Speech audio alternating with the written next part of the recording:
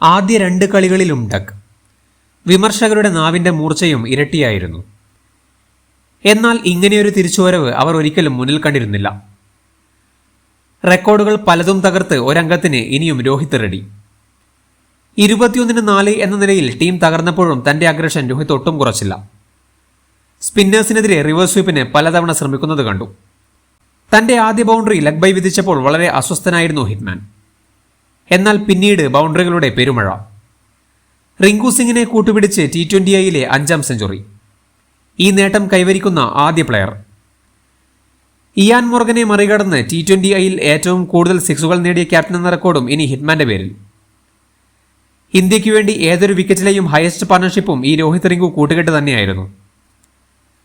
Death ഓവേഴ്സിൽ ഫിനിഷറായ റിങ്കുവിനെ കാഴ്ചക്കാരനാക്കുന്നതും ചിന്നസ്വാമിയിൽ കണ്ടു.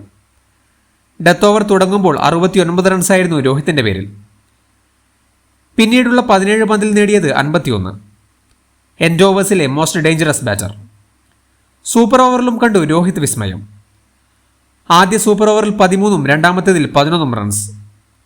മത്സരം ഒരു കാരണവശാലും വിട്ടുകൊടുക്കില്ലെന്ന വാശിയായിരുന്നു താരത്തിന്. ബിഷ്ണോയ്ക്ക് പന്ത് കൊടുക്കാൻ മറ്റേതൊരു ക്യാപ്റ്റനും മടിച്ചേനെ. ടീം ഇന്ത്യയുടെ T20 വേൾഡ് കപ്പിൽ ക്യാപ്റ്റൻ ആര് എന്ന ചോദ്യം ഇനി ഉണ്ടാകാനിടയില്ല. ആരാധകർക്ക് രോഹിത്തിലുള്ള വിശ്വാസം ഈ പരമ്പരയോടെ ഇരട്ടിച്ചു. ഒരു വർഷത്തിനു ശേഷം T20I കളിച്ചിട്ടും അതൊന്നും ഹിറ്റ്മാനെ ബാധിച്ചിട്ടില്ല. ODIയിലെ അഗ്രഷൻ ഇവിടെയും തുടരുകയാണ്. IPLലും കാണുക ഇതേ മെത്തേഡ് തന്നെയായിരിക്കും. പുതിയ ഷോട്ടുകളും അപ്രോച്ചും രോഹിത് IPLൽ പരീക്ഷിക്കാൻ ചാൻസ് ഉണ്ട്. ക്യാപ്റ്റൻ ഹർദിക്കായതിനാൽ ആ ഒരു ഭാഗം ഇനി നോക്കേണ്ട. എന്നാൽ ധർമ്മസങ്കടത്തിൽ ഇപ്പോൾ മുംബൈ ഇന്ത്യൻസ് ആണ്.